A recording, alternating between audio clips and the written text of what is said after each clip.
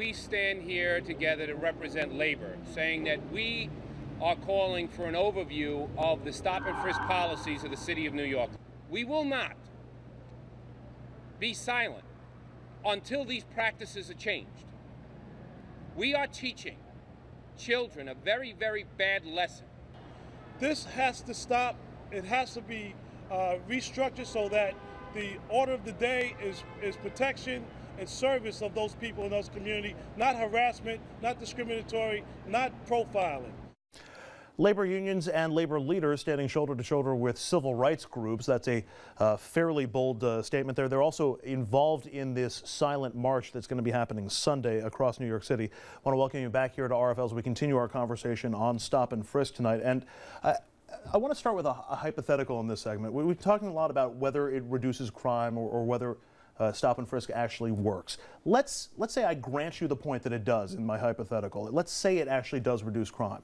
Is it still worth the price that we wind up paying for the reduction in crime? Is the abridgment, whether you think it is legitimate or not, of civil rights and focus on one particular group or small particular groups of the city, is it worth abridging their rights to get that reduction in crime?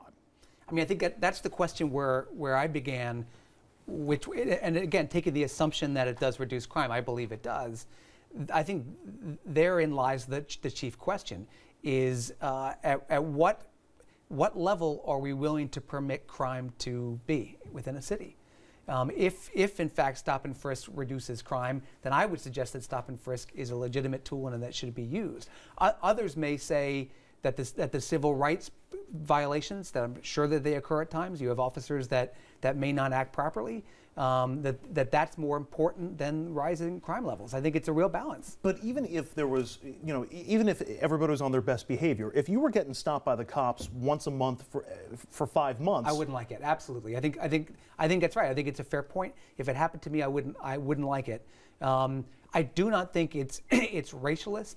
I think, as the chairman pointed out, it's where the crimes are occurring. I mean, it's 83% of the stop and frisks are in Black or African American or Latinos, but those neighborhoods are where most of the crime is occurring, and the police are lowering the crime levels in African American and Latino neighborhoods more than anywhere else. So those communities benefit from the policy as well. It's a tough call. I understand it's a legitimate question. You guys are doing a good job of explaining it, an articulate job. But if it's so good benefiting the Black and Latino communities, then why don't we like it if the policy is so good? Well, I see it driven by labor unions and leftists. Everyone's speaking tonight. They're involved. I'm not sure they're driving. They're driving. I mean, I do believe that this came up because Ray Kelly became a credible candidate for mayor, and he became a potential candidate. And suddenly, the issue that had been around for a long, long time, this practice, suddenly went to the front pages because organizations like the people we just heard from are driving it. There may be some credibility to that, but I think the main reason why it came up is that we've seen the most recent case in the Bronx where an officer was indicted on manslaughter charges for going into the home and apparently, I wasn't there obviously, shooting the young man in the bathroom in front of his grandmother. That's why I think that these types of things are coming up. But was that stop and frisk? Well, according to putting Ms. those Mallory, two together doesn't necessarily. I mean, the question I would ask is how many dead people are you willing to accept for civil rights purposes? Right. How many intimidated people staying in their homes because bullets are flying around the street are you willing to accept?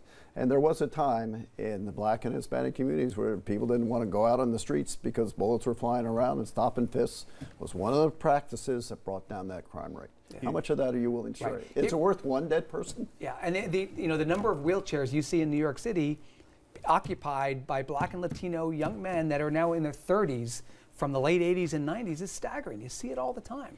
People in wheelchair for shootings. I'm not going to stand here and hide the way that some civil rights leaders do.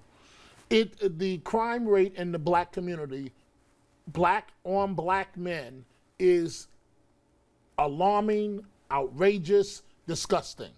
Something has to be done about it. But that doesn't mean that you violate the civil rights of every person of color.